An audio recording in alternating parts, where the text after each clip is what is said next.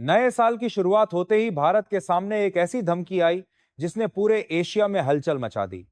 भारत के लिए यह कोई पहली बार नहीं है जब किसी पड़ोसी देश की ओर से कड़ी भाषा सुनने को मिली हो। लेकिन इस बार मामला थोड़ा अलग है, क्योंकि संकेत सीधे सैन्य टकराव की तरफ जाते दिखाई दे रहे हैं। साल 2026 के पहले ही दिन इस तरह की चेतावनी आना अपने आप में कई सवाल खड़े करता है। इसलिए जरूरी हो जाता है कि इस पूरे घटनाक्रम को शांति से और विस्तार से समझा जाए। दरअसल यहां बात हो रही है भारत के पड़ोसी देश चीन की, जो एक बार फिर ताइवान को लेकर आक्रामक रुख अपनाए हुए हैं। पिछले कुछ दिनों में चीन की गतिविधियां अचानक तेज हो गई हैं। दिसंबर के आखिरी हफ्ते में चीन की सेना ने ताइवान के आसपास बड़े स्तर पर सैन्य अभ्यास किया। इस अभ्यास में समुद्री इलाकों की घेराबंदी और युद्ध जैसी स्थिति का अभ्यास किया गया। हालात ऐसे बने कि कई देशों को लगा अब टकराव टलना मुश्किल हो सकता है। इस सैन्य अभ्यास के दौरान चीन की ओर से फाइटर जेट्स, युद्धपोत और कोस्ट गार्ड के जहाज बड़ी संख्या में तैनात किए गए। लाइव फायर ड्रिल्स के जरिए यह संदेश देने की कोशिश की गई कि चीन किसी भी स्थिति के लिए तैयार है। ताइवान की तरफ से इस पूरी कवायद का विरोध किया गया और अंतर्राष्ट्रीय मंचों पर चिंता भी जताई गई। फिलहाल हालात नियंत्रण में है, लेकिन तनाव अभी खत्म नहीं हुआ है और इसी तनाव के बीच नए साल के पहले दिन चीन की ओर से आया बयान इस कहानी को और आगे ले जाता है, क्योंकि वहीं से बात भारत तक पहुंच जाती है। दोस्तों, बहुत बड़ी डेवलपमेंट निकल कर आ रही है, तो इस वीडियो में पूरा समझते हैं। लेकिन आगे बढ़ने से पहले इस वीडियो को एक लाइक करके चैनल को सब्सक्राइब जरूर कर लीजिए। दरअसल चीन ने साल खत्म होने से ठीक पहले जिस तरह की सैन्य गतिविधियां तेज की, उसने पूरी दुनिया का ध्यान अपनी तरफ खींच लिया। दिसंबर के आखिरी दिनों में चीन की पीपल्स लिबरेशन आर्मी ने ताइवान के आसपास एक बहुत बड़ा सैन्य अभ्यास किया। इस अभ्यास का नाम दिया गया जस्टिस मिशन 2025। यह कोई सामान्य ड्रिल नहीं थी, बल्कि इसमें जमीन, हवा और समुद्र तीनों मोर्चों पर एक साथ ताकत दिखाई गई। चीन ने साफ संकेत दिया कि वह ताइवान को लेकर किसी भी हद तक जाने के लिए तैयार है। इस सैन्य अभ्यास में चीन ने ताइवान के अहम समुद्री रास्तों और बंदरगाहों की नाकाबंदी का सिमुलेशन किया। बड़ी संख्या में फाइटर जेट्स को ताइवान के एयर डिफेंस जोन के करीब उड़ाया गया। वॉरशिप्स और कोस्ट गार्ड जहाजों को एक साथ तैनात किया गया। लाइव फायर ड्रिल्स के जरिए रॉकेट्स दागे गए ताकि यह दिखाया जा सके कि यह सिर्फ अभ्यास नहीं बल्कि पूरी तैयारी है। जानकारों के मुताबिक यह अब तक का सबसे बड़ा ताइवान केंद्रित अभ्यास माना जा रहा है। इस पूरे घटनाक्रम से ताइवान में भी चिंता बढ़ गई। ताइवान ने चीन के इस कदम का खुलकर विरोध किया और इसे क्षेत्रीय शांति के लिए खतरा बताया। कुछ घंटों के लिए हालात ऐसे बने कि दुनिया को लगा अब सैन्य टकराव किसी भी वक्त शुरू हो सकता है। हालांकि बाद में स्थिति काबू में आई, लेकिन तनाव पूरी तरह खत्म नहीं हुआ और इसी तनाव के बीच चीन की अगली चाल और ज्यादा अहम हो जाती है। नए साल के पहले ही दिन चीन के राष्ट्रपति शी जिनपिंग ने ताइवान को लेकर बहुत सख्त बयान दिया। उन्होंने साफ शब्दों में कहा कि ताइवान का चीन में विलय होकर रहेगा। शी जिनपिंग ने यह भी कहा कि यह समय की मांग है और इसे कोई रोक नहीं सकता। उनका यह बयान केवल ताइवान के लिए नहीं था, बल्कि उन जिलाए शी जिनपिंग ने मांग से अच्छी तरह से मांग कर दिया सभी देशों के लिए भी था जो ताइवान का समर्थन कर रहे हैं। यह बयान ऐसे वक्त आया जब हालात पहले से ही संवेदनशील बने हुए थे। इस बयान के पीछे एक और बड़ी वजह भी है।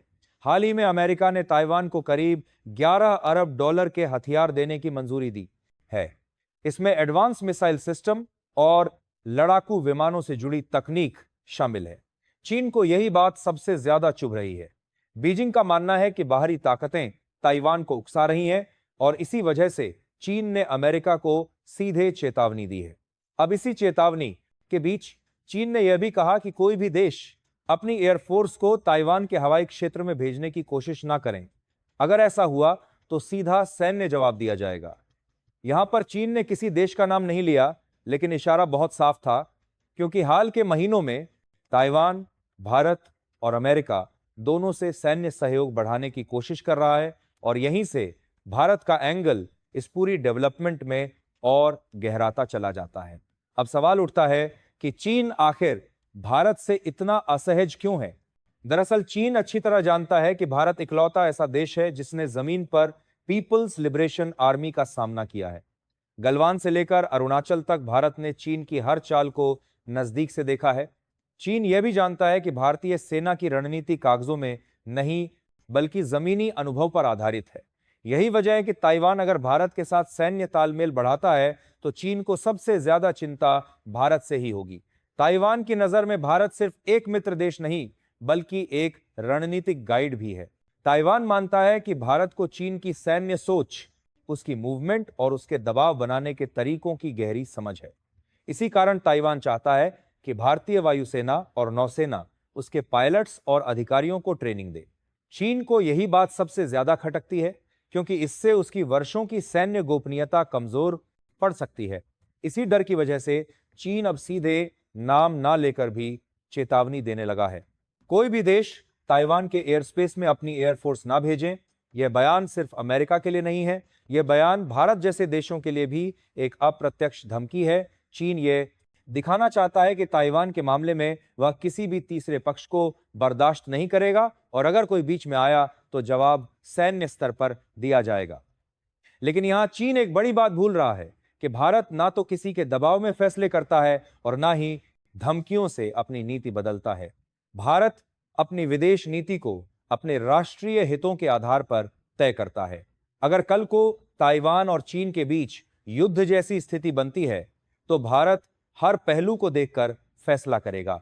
भारत का फोकस हमेशा क्षेत्रीय स्थिरता, समुद्री सुरक्षा और अपने नागरिकों के हितों पर रहेगा। अब सबसे बड़ा सवाल यही है कि अगर ताइवान भारत से खुलकर मदद मांगे तो भारत क्या करेगा?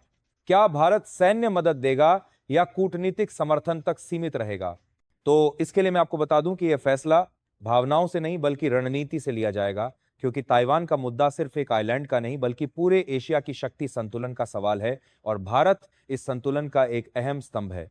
आज की तारीख में इतना तय है कि 2026 की शुरुआत ही यह संकेत दे चुकी है कि चीन ताइवान को लेकर अब सिर्फ बयान नहीं बल्कि दबाव की राजनीति कर रहा है और इस दबाव में भारत का नाम आना बताता है कि भारत की वैश्विक भूमिका कितनी बढ़ चुकी है।